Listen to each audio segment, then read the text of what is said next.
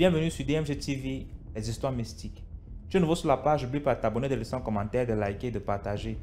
Tu vas raconter une histoire, il y a un numéro à l'écran là, c'est le plus 237 655 81 90 17. Envoie ton histoire par note vocale sur WhatsApp et on va jouer ici sur YouTube. Ce qu'on fait c'est pour sensibiliser, donc n'oubliez pas de liker s'il vous plaît. Partagez parce que ça peut aider quelqu'un. Bonjour, c'est Enigma, je reviens avec ma deuxième histoire sur Maman Mado.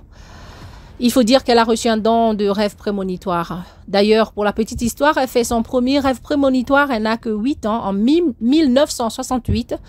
Elle rêve de sa cousine qui meurt dans un accident de circulation. Et ce rêve va se réaliser en 2010. Sa même cousine, voilà, meurt dans un accident de circulation. Donc aujourd'hui, je vais vous raconter comment sont les circonstances de la mort de son oncle. Elle a 8 ans, Maman Mado, lorsque son oncle vient de la ville pour passer des vacances chez sa sœur. Donc, la maman de Maman Mado. Et là, il faut dire que la maman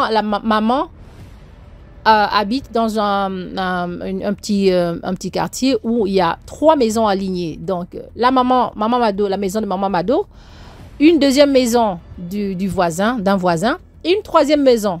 Dans cette troisième maison, il y a un monsieur qui est mort, qui est décédé en laissant une veuve. Donc, quand l'oncle de Maman Mado vient de la ville, il tombe amoureux de la veuve. Et il commence à lui faire la cour. Et voilà, en cachette.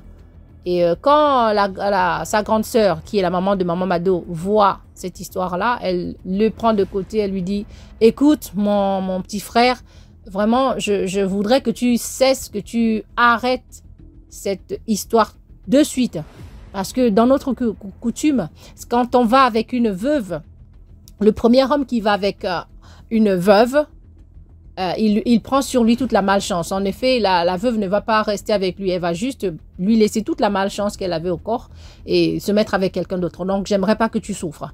Mais il ne va pas écouter les conseils de sa grande sœur. Il va continuer à voir cette même veuve. Et voilà, quelque chose va naître entre eux, mais en cachette. Et entre-temps, Maman Mado, qui n'a que 8 ans, après son premier rêve, va faire ce deuxième rêve où elle voit le monsieur qui est juste leur voisin. En fait, son voisin. Il faut dire qu'entre la maison de la veuve et celle de Maman Mado, il y a une maison, il y a un monsieur qui vit dans une maison. Donc, dans le rêve, la petite va rêver ce monsieur-là qui va au cimetière du monsieur qui est mort, le monsieur qui est juste après lui dire, écoute, le frère de un tel est en train de sortir avec de coucher avec ta femme. Agis.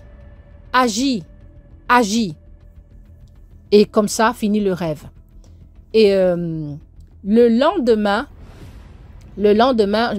deuxième jour, 2 jours après, la maman de Maman Mado a dit à sa fille de lui prendre le grillage qui était juste entre les deux maisons, la maison du voisin et la sienne.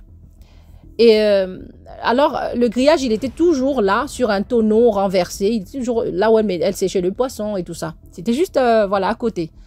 Quand la petite sort de la maison, elle regarde en face d'elle.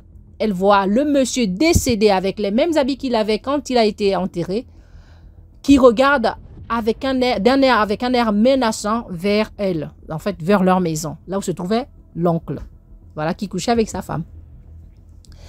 Et donc, la petite prise de peur n'arrive pas à avancer, prendre le grillage qui est juste à 1 mètre. Elle rentre dire à sa maman, « Je n'ai pas vu le grillage. » Et sa mère dit, « Mais c'est pas possible, le grillage qui est juste là à côté. » Alors, la maman sort, elle sort et la petite la suit derrière du regard. Elle la suit et elle s'aperçoit que le monsieur n'est plus.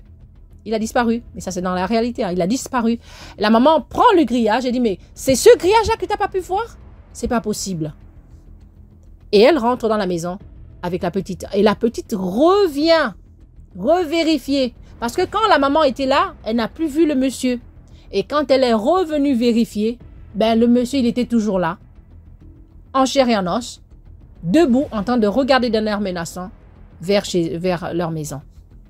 Mais elle n'a rien dit parce que elle a toujours, en fait, elle avait un papa qui était sorcier. Elle a vécu des choses vraiment que peut-être j'aurai l'occasion de vous dire, de vous raconter. Des choses mystiques, vraiment mystérieuses dans cette maison. Donc du coup, elle a trouvé vraiment inutile de dire que j'ai vu le monsieur qui était mort, notre voisin, le mari de la dame, de la veuve, mort juste là dehors. Voilà. Quelques jours après, l'oncle de maman va décéder va mourir dans des circonstances vraiment très mystérieuses. Voilà, il meurt. Et la petite Mado, qui a 8 ans, va faire un deuxième rêve. Parce que le premier rêve, c'est là où le voisin, qui est entre les deux maisons, le voisin qui va dire à réveiller un peu celui qui est mort, lui dire viens agir. Et donc, il agit dans la vie réelle parce que l'oncle de maman, Mado, est décédé. Il est dans des circonstances mystérieuses. Le deuxième rêve que la petite fait, elle voit maintenant son oncle propre qui rentre par la porte avec un couteau à la main.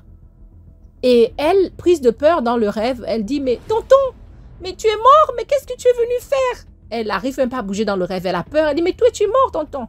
Et le tonton qui lui dit « N'aie pas peur, je suis revenu venger, je suis revenu rendre la monnaie à celui qui m'a tué. » Quelques mois après, le voisin, donc la maison après celle de maman Mado, hein, le voisin que maman Mado avait rêvé, qui était allé réveiller le mort, tombe malade et son ventre commence à gonfler. Son ventre commence à gonfler. Ça empire tellement qu'on le dépose à l'hôpital. Bon, il n'y a plus rien à faire. Il n'arrive même pas à bouger, tout ça. Et voilà. Maman Mado, elle était très contente déjà d'entendre que le voisin était malade parce qu'elle savait que c'est lui qui avait réveillé le mort pour tuer son tonton. Mais elle n'a rien dit à personne. Et voilà, ça empirait tellement que le monsieur, il ne recevait même plus de visite à l'hôpital. Et comme l'école de la petite Mado n'était pas loin de l'hôpital, un jour, elle se décide de passer par là. Elle est vraiment contente que le monsieur, il est là, il a eu ce qu'il a, voilà, ce qu'il a cherché. Elle passe par l'hôpital et la première porte d'ailleurs, c'est là où se trouve le monsieur.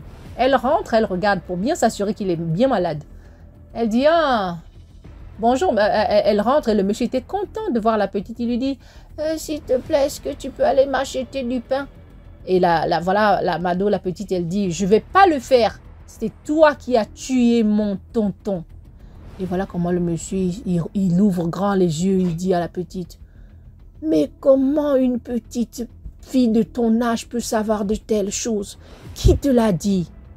Et la petite Mado qui dit, eh ben, tu vas mourir comme tu as tué mon oncle. Elle ressort de là. Elle ne va pas donc lui acheter le pain. Voilà, quelques jours plus tard, le monsieur va aussi décéder. Dans tout ça, en fait, la petite histoire termine comme ça. Elle n'a jamais rien dit à personne. Et tout ça, ça se passe. La petite, elle sait ce qui se passe en fait. Mais personne d'autre le sait. J'ai omis de dire que maman Mado, elle avait raconté à sa grande sœur le rêve selon lequel le tonton revenait avec le couteau. Mais la grande sœur a pris peur.